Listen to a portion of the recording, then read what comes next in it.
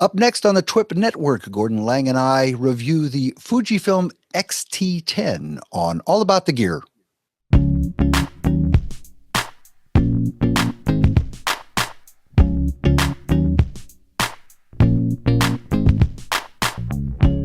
Good early morning. This is Doug Kay from California with my friend Gordon Lang, where it's afternoon in Brighton, England. Good afternoon, Gordon. You don't have the coffee problem, I do. I do, because I've got a different kind of coffee problem. It's that I've already had all my coffee for today, so I'm shaking and buzzing, and you're just starting out. Oh, yeah. How we actually managed to communicate in this scenario is beyond me, but hopefully it's working. Yeah, well, at least I had time to get my second cup this morning, so there's hope for me yet. If we ever meet each other again, Doug, in real life, and we're actually on the same time zone, we're going to really freak each other out in terms of our caffeine intake at that point of day. That's right. That's right. Well, we've done that once or twice. We have to do that again in San Francisco. You need to come back, or I need to come to Brighton someday. Let's do both. Okay. So today we are venturing into the new, well, I don't know how new it is. It came out a few months ago, the Fuji X-T10. Show it to us there. You got one, right? Yeah. This is the Fujifilm X-T10. This is Fujifilm's mid-range mirrorless camera. And like all mid-range cameras, it has to kind of fulfill two different tasks. One is as an easy-to-use camera for people upgrading from, say, a point-and-shoot or even a smartphone, wanting to take their photography to the next level. And people coming from the other direction, people who aspire to a higher-end camera, in this case, in Fujifilm's range, the X-T1, but who can't afford it or don't want to pay the extra that they need to do for it. Which leads me to the pricing. Should we do the pricing? Sure. Well, again, before you do that, tell us just the basics. Sensor size. Can you take the lens off?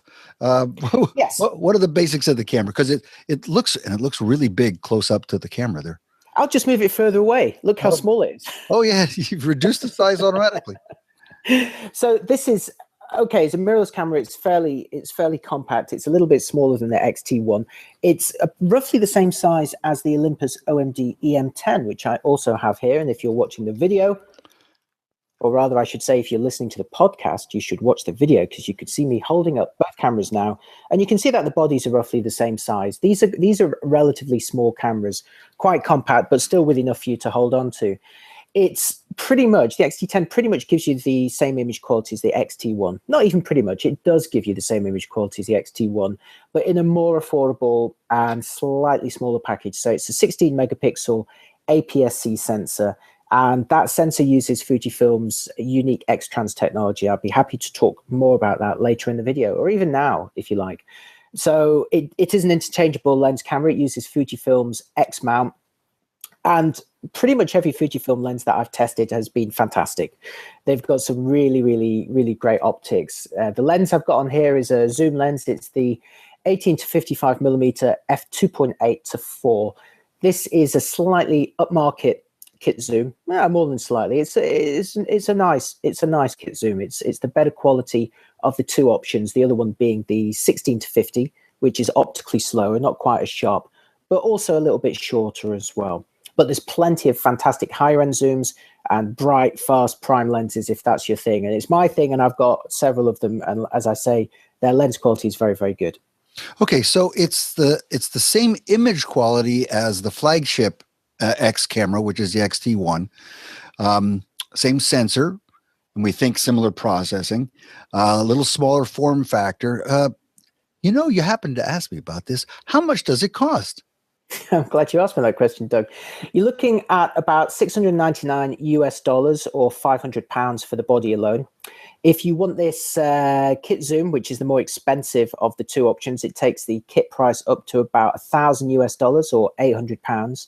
If you go for the cheaper kit zoom, it's about $800 or £579. So for that cheaper kit zoom, you're only adding $100 for about £80 to the price of the body. And what I always say to people, when there is an option to buy a lens at that price, I'd say go for it, because it's much easier to sell a camera later on with a kit zoom. People who just buy bodies alone, they're harder to sell to people who want something basic. And also, let's say you're going out to an environment that might be a little bit rough, or it's going to get splashed or really dirty or something like that. Sometimes it's really nice to have a cheaper lens around that you can put on when you don't want to put on your most expensive lens in a vulnerable environment. So I would always go for that cheaper one, especially at that price. So this lens is, a good mid-range lens then, 27 to 80 equivalent roughly in a full frame camera. So it's a good multi-purpose. It's relatively fast when it's wide open. Yes, this one here is slightly brighter than average. Most 18 to 55 millimeter kit zooms are f3.5 to 5.6. This one is f2.8 to f4. Remember, this is the more expensive of the two that I mentioned. And having that slightly brighter focal ratio is really nice. It helps you keep your ISOs a little bit lower than normal, but also allows you to achieve shallower depth of field effects, which are sometimes quite elusive on your standard 18 to 55 f3.5 to 5.6 kit zoom. So it's just that little bit classier. Yeah, Fuji is a different camera than a lot that we review. We do a lot of Olympus, we do a lot of Sony, we do a lot of Panasonic. There aren't as many Fuji bodies, and they're in a unique position. So I think it is worthwhile for you to take a moment and tell us about this X-Trans sensor and what that's all about. Okay, so Fuji has got a long history of producing fairly unique sensors, particularly in terms of what we call the color filter array. Now, digital camera sensors, most digital camera sensors actually only record grayscale. They just record brightness. And the way that they actually generate a color image is by using color filters in front of these grayscale brightness pixels, if you like. Now, the Bayer pattern, which was invented by the Kodak engineer called Bayer, he came up with a 2x2 pattern with 2 green, 1 red, and 1 blue color filters, and that pattern is repeated across the sensor. Now, the problem with that repeating pattern is that when you're recording details that are at pretty much a matching resolution to the sensor itself, you can get some wiring and false color effects. It's very much like when you're watching, say, a news presenter on the TV and they're wearing a stripy shirt or a stripy tie. If they're just at the correct distance from the camera and they've got just the right width of stripe on their outfit, the thing comes alive with color, shimmering color. And that's what moire and false color is. So Fujifilm came up with a new type of color filter array, which they called X-Trans. And it's more of a kind of organic approach. It is still a repeating pattern, but it's a much more complex repeating pattern. And that has allowed them to eliminate the need for a low-pass filter, even though it's fairly low resolution. Now, it's not uncommon for very high-resolution cameras to dump the low-pass filter for extra sharpness because they're so high-res, they're resolving everything. But this sensor is, I'm going to do in inverted commas here, only 16 megapixels. And normally, that could be susceptible to moire without the low-pass filter. But thanks to their unique color filter array, they can do away with it and not suffer from moire. I actually have an X-T1, and I can show you them alongside the X-T10 so you can see how they look compared to each other. I've been shooting with it since it came out almost 2 years ago, and I've never seen any moire in any of my pictures. And in fact, the image quality looks fantastic. So I think Fuji's really nailed that. They've got that unique sensor that's APS-C, but still low resolution. Think about all the other APS-C cameras that are out there. They're all up to 24 megapixels now. Fuji is stuck at 16. So it's delivering really nice performance in low light at higher ISOs. I do a lot of long exposure photography with the X-T1. And again, you can do that with the X-T10. And normally when you're exposing for 1 minute, 2 minutes, 4 minutes, 8 minutes, you begin to notice noise on the sensor. Not so with the X-T1 and the X-T10. You can do very, very long exposure photography, even without long exposure noise reduction, and still get a very, very clean image. I'm going to show you one more thing, actually. This is very topical because Canon recently, towards the end of October in 2015, launched a new A2 printer with 12 inks. And I was there at the press launch of this printer. This is an A2 print. It's so big, I'm going to have to hold it back here, right? This is a picture that I took, actually, with the Fujifilm X-T1 in Scotland while it was raining at night. It's a pier. It's about a 2-minute exposure, again, without noise reduction. But what I'm trying to say here, you won't see it on the video that clearly, and if you're on the podcast, you won't see it at all. But what my point is that this is a very large print, an A2 print made from a 16 megapixel sensor. And some people might say, 60 megapixels isn't enough to do a big print. But let me tell you, I'm looking at it really close up here, and it's packed with detail. Really nice image quality from that camera. And also from that new Canon printer as well, which is great for photographers who maybe want to sell their work. You can output an A2 print for about maybe $5 approximately. So if you think about how much you may be able to sell an A2 print for, then, you know, even if you're only selling it for $10, you're doubling your money. So that could be a really nice printer for people. But I digress. My point is that the combination of the X-Trans sensor, Fujifilm's image processing, and those lovely lenses just produces really, really nice image quality straight out of camera. Yeah. So I think something that we should mention every once in a while, which is that most people don't need all the megapixels you can get. You don't need, 50. You don't need 50 megapixels to make a big print, as you just showed us. 16 megapixels is fine. Here's my new toy, which is one of my favorite cameras, and it's only 12 megapixels. And that's the Sony A7S Mark II, which walked in the door a couple of days ago. And we'll be talking about that sometime soon. Well, all these manufacturers have things they sort of specialize in. Panasonic is particularly good in video. Olympus has maybe that amazing in-body image stabilization. Fuji comes from the world of film and all the different film stocks that they have made. Is that why they have these color emulations that are so popular? And, isn't that something that's sort of unique about Fuji? Yeah, so on most digital cameras these days, you can apply different kind of picture effects. You could have standard, natural, vivid, that sort of thing. What Fujifilm does is takes it one step further and tries to emulate or simulate some of its popular old film stocks. So the standard setting on the Fujifilm cameras is called Provia, which was their kind of standard slide film. I used to shoot with it all the time in 35mm and medium format. But sometimes when I was shooting pictures and I wanted them to look really, really vivid and very saturated, I would switch to their film called Velvia. And there is a Velvia setting on these cameras. And so it goes on. There are all these different film simulations, which are nice for people like me who used to shoot with their film, but also, again, just simply produce really, really nice results. One of my favorite film simulations was one of their more recent ones that was introduced on a firmware update on some of their older models about a year or so ago. And it's called Classic Chrome. That's now a standard on all of them. And it's a kind of slightly muted look that's very Instagrammy, if you know what I mean. It's very evocative of a certain age or era, and it just makes everything look really classy and vintage and retro, but in the right kind of way. It's like these simulations are not just cheesy ways of turning the color up or down. They do something else, and it just produces a really nice looking picture. Again, that print I showed you earlier, that was straight out of camera, and I find that the Fuji files are I'd say they are the best JPEG straight out of camera that I've ever come across out of any of the systems. The Olympus ones I'm also very fond of, but I think the Fuji ones are even better still. And you were talking about, Panasonic has video, Olympus has the stabilization and so on. Sony has the amazing continuous autofocus tracking on their APS-C, things like that. What is Fujifilm's unique selling point? And it is image quality.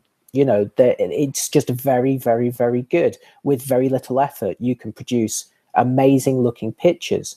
And the nice thing about the X-T10 is that it may be lacking some of the bells and whistles of some of its rivals, although we're going to go into some of the other features and you'll see it has stuff like Wi-Fi. It's still a modern camera, but it just lets you produce fantastic quality pictures with very little effort. And the X-T10 gives you that at almost half the price of the X-T1. Mm-hmm. So it's a very low point of entry for that high point of image quality. Yeah, very good. Well, why don't you hold it up again and give us a tour of the camera, the controls, sure, the LCD, and so forth. Tell us what's actually on this thing. Okay, so Fuji really kind of pioneered, along with Olympus, this kind of trend to retro-styled cameras that we have today, although both of those manufacturers take quite different approaches. So what you get with the X-T10 and the other Fujifilm cameras is a kind of very vintage, classy looking body. They do this in silver or black. I'll give you an idea what the black one looks like, because here's the X-T1, and I have the black version of the X-T1. So you can see they're actually styled very, very similarly. Pretty much the same buttons in pretty much the same places. The X-T1 is slightly larger, and there are some control differences I'll point out as I go around the X-T10. So probably the most important thing to note here is the shutter speed dial. This is also on the X-T1. Like an old film camera, it's possible to just dial in the shutter speed manually here. Now, if you're used to film cameras, this is very evocative of the old way of doing things. But if you're more used to just shooting digital, you may notice that the shutter speeds that they offer on these dials are in 1 EV increments. 1 second, 2 seconds, 1 second, half a second, quarter, eighth, 15th, 30th, 60th. There's a flash sync in there, 180th. 250th, 500th, and so on. They move at 1 EV intervals. Now, if you're used to using a different digital camera, you may have noticed that the shutter speeds generally go in 1/3 EV increments. So between 250th and 500th, you'd have 320th and 400 and something. So where are those on this? And this is where it begins to be slightly awkward for me, because you'll notice that there is a thumb dial here and also a finger dial on the front. Now, when you have the shutter speed set manually using this dial on the top, you can use these dials to actually dial in those 3rd EV increments. But to me, it's like, well, if I'm going to do that, why bother with this dial at all? It's almost like they put this dial in to try and look retro, but it's almost slowing me down. Now, something interesting happens when you go beyond 1 second. I don't know if you can see on the video, but right around the end of after 1 second, you've got bulb and T. Now, T is different from, say, the Olympus cameras. On the Olympus cameras, T lets you do very long exposures and the shutter stays open with a single press and another press closes it. With T on this, what it does is it basically says, look, forget about this dial altogether. You can just choose whatever shutter speed you want from the dial on the back. Let's keep it simple. And in that respect, it's a bit like other modern digital cameras, which have got 2 control dials. But again, and a lot of lenses have got aperture rings on them as well. This one doesn't have actual aperture values marked on the lens. Some of them do. They have f1.4, f2, and so on like that as you turn it around. But you can operate it in this kind of retro way if you want, or you can set it up to just use the front dial and the rear dial if you prefer. And in an interesting difference with the X-T1, the front and rear dial can now be pushed to double their functionality. You can actually customize the one on the front. The one at the back just stays to magnify the image. You can't customize the push on that. But I remember Panasonic had that on some of their cameras, and it kind of doubled their functionality. The other interesting thing about this is that the buttons may be very similar in their function on the back to the X-T1 that I'm holding up upside down now in an unhelpful manner. But the thing I found with the X-T1 is that the buttons were tiny and very flush to the surface. So it's quite hard to push them and know that you press them. Now, they're still pretty small on the X-T10, but they've raised them out a little bit. So they're actually much easier to press. Little things like that make a very, very big difference. And it's in fact, to me, a lot easier to push these buttons than it is on the higher end model. Another difference that's quite fun, you'll notice the shutter release here is actually threaded for an old style cable release. So you don't need to buy an expensive USB type proprietary cable release on it. You can just put an older threaded one on there. But you have to find one. Yeah, exactly. As I was saying that, I was thinking, but who sells those now? I might have 2 or 3 that I could sell to people if they want. I'm looking over there in my room because I know exactly where mine is. You'll also notice is the last control difference. There's a little switch here that puts you straight into fully automatic, which is really nice. It's like a kind of don't panic button. You may remember on the Panasonic cameras, there's sometimes an IA, intelligent auto button, which says, forget about everything I've pressed and turned so far. Just put me in full auto when I hand it over to someone or when I see an opportunity and I can't reset it all. And the Fujifilm's got that on the X-T10, this switch that puts it into fully auto and back again. You'll notice here on the other side that there's a drive mode dial. On the X-T1, that's actually an ISO dial. But you can customize the buttons on the back to directly access ISO. I did that. One of these buttons accesses the flash modes, but I've changed that to do the ISO instead. And speaking of the flash, this is the last thing I'll just say on design, Doug. If I flick this little switch here, you'll see it has a pop-up flash. The X-T1 does not have a pop-up flash because it is in those bold inverted commas a serious camera. So it has a PC sync port for external lighting. The X-T10 is a bit more fun. It has a pop-up flash, but both of them have hot shoes. It's one of those teeny weeny little flashes. What about the viewfinder and the LCD, rear LCD?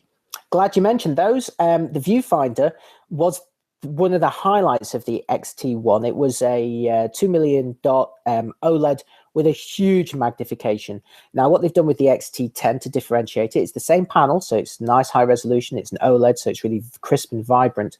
They've reduced the magnification slightly. It's, I think, about 0.62 times magnification. So the image, if you're coming from the X-T1, looks smaller, but it is in the same ballpark as its rivals. The Olympus OMD EM10 has roughly the same type of viewfinder in terms of magnification and resolution. Panasonic's G7, which is another mirrorless camera you should be looking at in this price bracket, that's got a slightly larger than average viewfinder, but again, the same resolution, the same panel technology. And they all look really lovely, I have to say. But Fujifilm's viewfinder has got one very neat trick that the others don't do.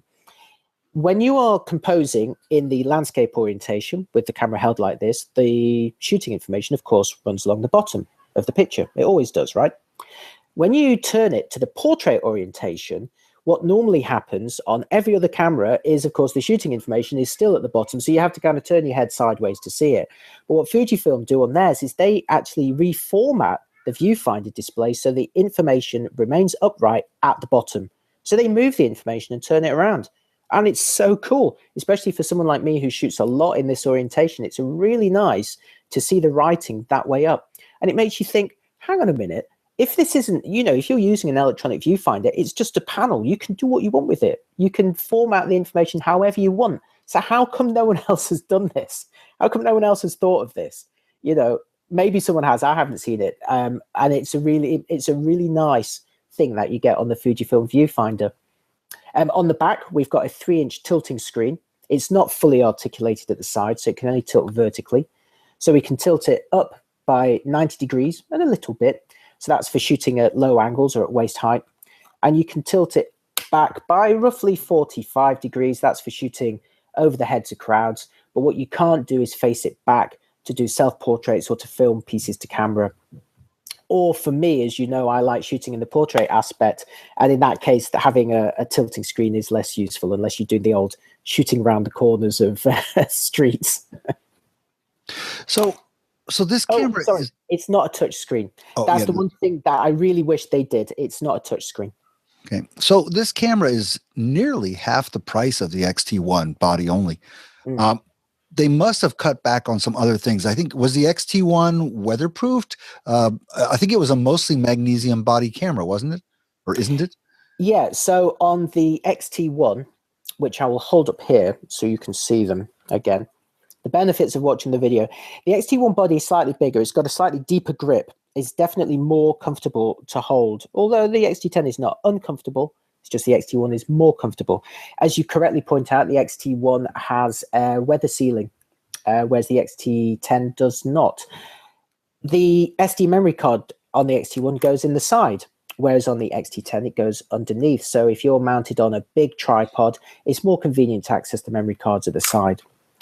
The X-T1 has a dedicated ISO dial, which the X-T10 doesn't have. It has a PC sync port, although, of course, the X-T10 has the pop-up flash, which this doesn't have. It also has the larger viewfinder image that I mentioned, and it has a deeper shooting buffer. Now, both of these cameras shoot at 8 frames per second, but the X-T10 can only maintain that speed for 8 frames. That's 1 second. I'm going to do that now. I'm going to point it towards my microphone so you can hear what it sounds like. So you'd have heard that burst, hopefully, at the beginning, and then it slowed down to about 3 frames per second. So the X-T1 can maintain that speed for longer. Now, they both share the same autofocus system, which actually embeds a few phase detector F points in the center of the frame to give it faster response and better continuous autofocus tracking. If the subject goes outside of that central area, then it's contrast-based only. Now, I found when I was testing both of these cameras is that, well, in the old days, a few years ago, autofocus was not a strong point of the Fujifilm cameras. They were pretty slow. I mean, the original X Pro 1, which launched the X series, was pretty slow at focusing. It was a considered camera for considered photography, not for action or spontaneous portraits. Although that said, I know a lot of people who use these X bodies for street photography, and they manage absolutely fine. If you're interested in that, there's a great street photographer in the UK called Matt Hart. He shoots mostly with Fuji X, so you should check out his work. Now, over the years, they've greatly improved the autofocusing. And in fact, the X-T10 comes with all of the autofocusing upgrades that the X-T1 had with the recent firmware update. So it now has zonable AF. But for me, it's still a little bit slow, especially with some lenses. Some of the prime lenses, the fixed focal length lenses, have got slower autofocusing motors. So they don't really leap into action that quickly. And I found with some of them, they weren't really appropriate for tracking moving subjects, even with the AF in that middle area, which sports phase detect. Put on one of their zooms seem to have faster AF motors in them, and the response is better. I have managed to track cyclists coming towards me, as long as they're in the middle of the frame, and that does work, again, for those short bursts. But really, if you want great continuous autofocus, still in this category, the Sony a6000 leads. If you want very fast single autofocus, Panasonic and Olympus still lead in that respect. And Panasonic in particular has really nailed low light autofocus as well. So if you want to focus in very, very dim conditions, I found models like the G7 can keep going when other models like the X-T10 begin to struggle. So the focusing is much improved. I mean, also when you look at things like face detection, which is a technology that's kind of been bolted onto the X series, when you enable it, because you do need to enable it if you want it to work in the menus, all the other AF options are kind of grayed out. So it's like, no, you chose face detection. You can't have anything else now. And if you've got it set to that and you try and do something else, then it's not very happy. You've got to consciously switch it off. You can assign that to one of the buttons or to a quick menu interface on the back, and I would recommend that people do that. But it's little things like that, that kind of slightly slower AF, the fact that face detection isn't integrated quite as well as it could be, the shutter release dial that's classy but maybe not as relevant on a modern camera as a rear dial. Things like that make it, to me, more of a camera for an enthusiast than a beginner. So I see the X-T10 more as a camera for someone who really aspires to the X-T1 but can't afford it, or who has an X-T1 and wants a backup body because, of course, they can use their lenses, they've got matching image quality, and they'll know their way around it. But if you're a beginner upgrading, say, from a point-and-shoot or a smartphone, you can, of course, use this camera. It'll just take a bit more learning. And I feel that you could be up and running faster with models like the Olympus EM10 Mark II or the Panasonic G7. I think slightly more user-friendly in that regard. So this is more of a kind of camera for someone who wants to take it further, who really wants to learn about how to get the best from it. Yeah. I mean, the question we get most often is, which camera should I buy? And of course, the answer is, well, it depends. You ask people, what do you want to do? What do you really care about most? What's important to you? When people tend to ask me, and they tell me that what they really want is image quality, I often will steer them towards Fuji. Actually, two reasons. One is image quality. The other is controls. If they like that film style control, which I happen to like very much, and it's not just because of the gray hair, but I like that, I'll often steer them in that direction. And another thing is, a lot of the manufacturers are getting on this bandwagon, but Fuji, I think, really leads in terms of listening to their users, providing updates in firmware. Some of the Fuji cameras turn out to be pretty good investments because they improve over time.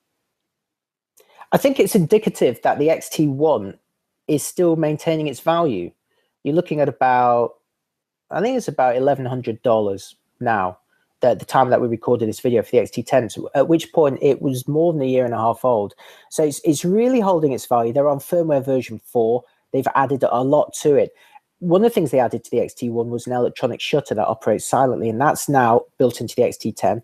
And it actually operates at a faster shutter speed than most of the others. The maximum mechanical shutter on this camera is 4,000th of a second, but the electronic shutter takes up to 32,000th of a second. Most of the electronic shutters stop about 16, but it does another stop beyond that. So I was shooting with an f1.4 lens in direct bright sunlight the other day, and I had plenty of shutter speed latitude to shoot with that, even at 200 ISO, which is the base sensitivity for this camera. So things like that, and they get quite an advanced feature, but still on this kind of mid-range product. It also has a very good Wi-Fi implementation. You can fully remote control this camera. You can manually control the exposure with your smartphone. It's got a very interesting GPS tagging implementation as well. What most cameras do, is the apps that are provided for them work in the same way as a lot of standalone GPS apps.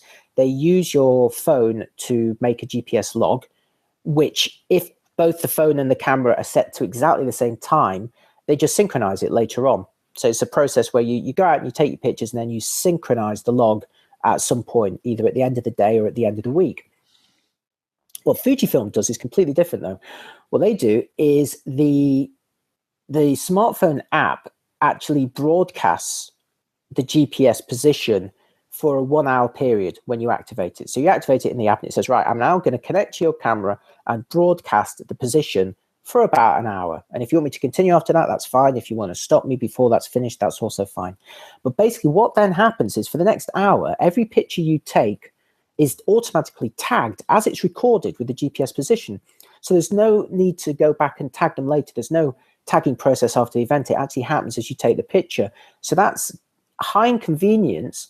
But to me, I was slightly concerned whether that's going to, if they're in constant Wi-Fi contact with each other, is that going to drain the battery of my phone and my camera faster than normal? I didn't actually notice that much impact. I think they've got their power management behaves pretty well. I certainly didn't notice one of them depleting a lot faster than it would do normally. So it's quite neat, but I just wanted to point it out because it's a different way of implementing GPS, which is quite fun. Now, do you have any indication that your hour is up, or do you have to remember to set the timer on your camera? That's a good question. I don't remember. The app, I think, might just use a normal alert on your phone and maybe vibrate it or make a beep. But it's quite good because an hour is normally, it does get you, if you're shooting around town, that's normally, I'm normally heading towards a cafe at that point for coffee, and then you can kick it off again. Or at that point, you may have got into a car and you've stopped that session. So an hour actually covers you.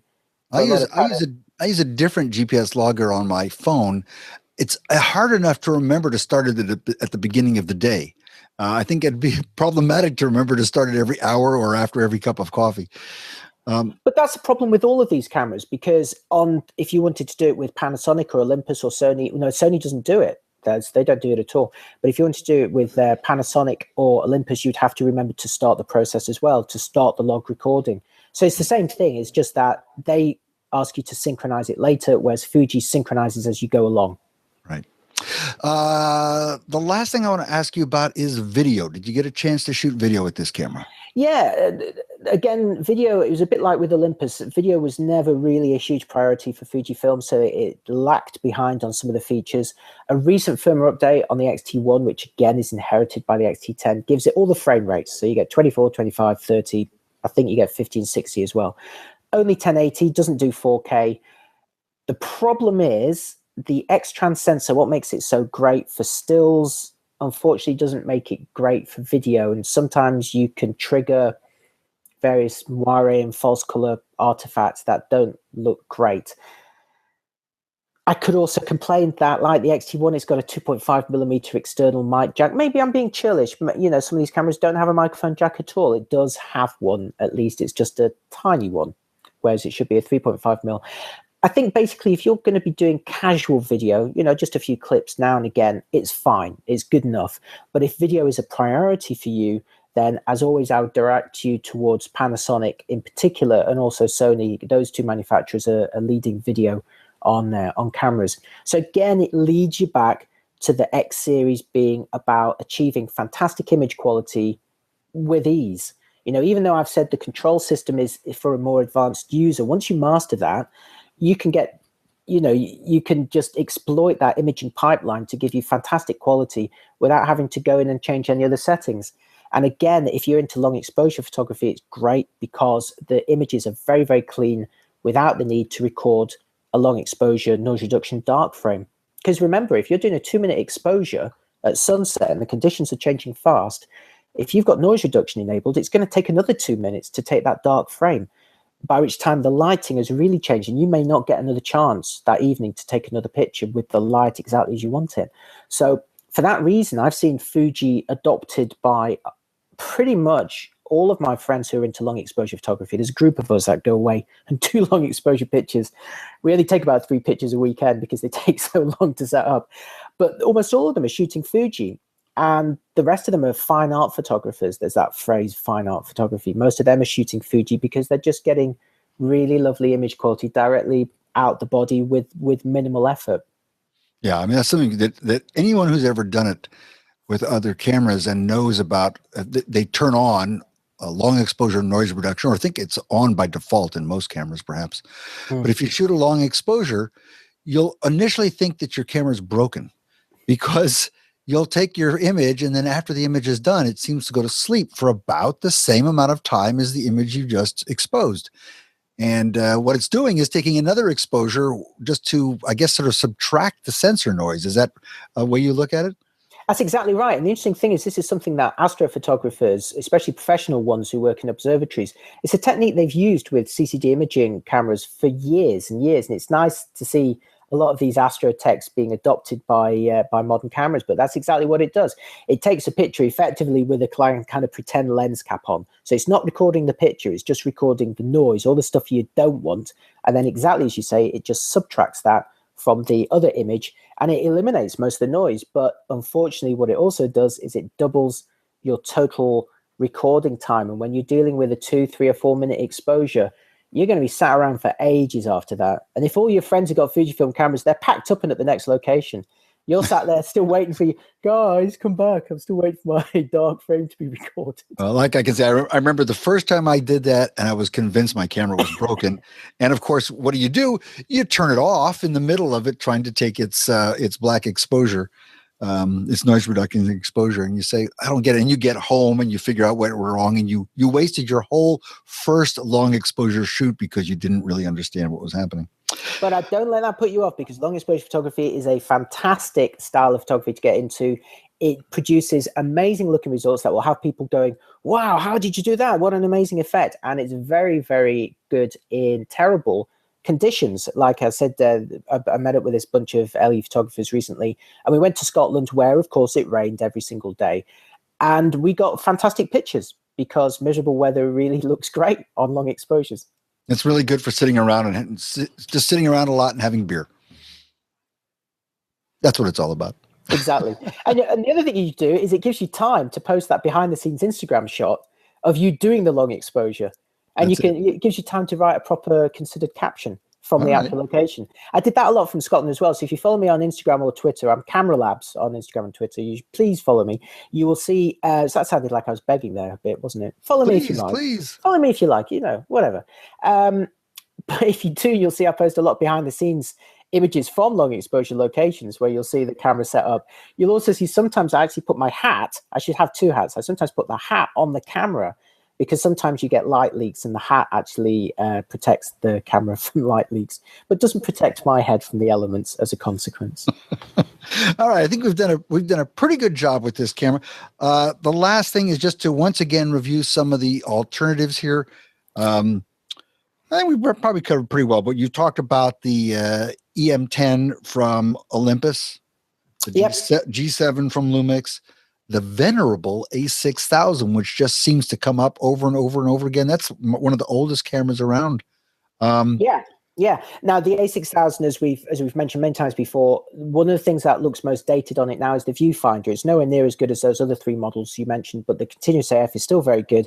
It's still a contender in this price point. So yeah, the EM10 Mark II, the X-T10 from Fuji, the Lumix G7, Sony A6000, 4 fantastic mid-range mirrorless cameras that really would delight any photographer. It's such a nice price point. It's coming in so much cheaper than the flagship models, but giving you so much of their capabilities. Sure, you lose things like weather sealing and the deeper buffer and a few other aspects, but there is a lot of the X-T1 in the X-T10. So if that was a camera that you fancied, and why wouldn't you, then the X-T10 is definitely one you should be looking at. And if you decide you want to go for image quality as your number one thing and you don't care too much about video, for $1,000, you can get an X-T10 with a good kit zoom lens, and you're off and running. And that's a pretty good starting point. Definitely. Okay, well, Gordon, I want to thank you. I want to tell everybody that if you want to read the full review see all of Gordon's sample images, I think even there or somewhere, maybe it was a video, we saw a picture of you with the cap on the camera. I guess that was a separate video somewhere else. Yeah, we filmed a video. This is the hilarious thing about long exposure photography. Not only, when you've got 4-minute exposure and you've done your Instagram behind the scenes, you've still got 2 minutes spare. A friend of mine, Ugo C from Italy, jumped over some rocks and actually did a video interview with me and then jumped off again during the exposure. So have a look out for that. And you'll see me talk about long exposure photography with Fujifilm cameras. And you'll see the hat on the camera, not on my head. Very good. Again, so if you want to read the detailed review, see the sample images and so forth, go to cameralabs.com. And if you're interested in purchasing this camera or any of the cameras we review here on All About the Gear, also head over to cameralabs.com and click on the affiliate links. It helps keep us alive here at All About the Gear. And Gordon, with that, I will say thank you once again. Thank you, Doug. It's a pleasure as always. Okay, and we'll see you next time on another episode of All About the Gear.